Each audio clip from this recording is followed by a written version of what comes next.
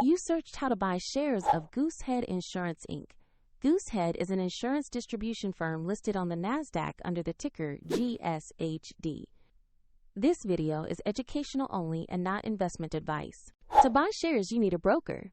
I will use eToro as an example to show the process. After registering, you must verify your account, usually by submitting an ID, and you will need to add funds before purchasing.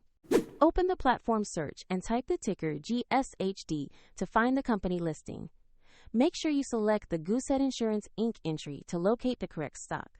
On the asset page, you will see basic company information and a price chart for GSHD. Confirm the company name and ticker to ensure this is the correct stock.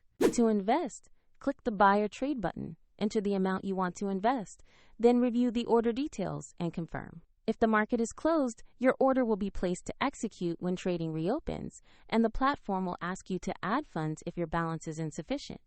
Your open position will appear in your portfolio after the trade executes. For convenience, the eToro link is in the description if you want to follow this exact example.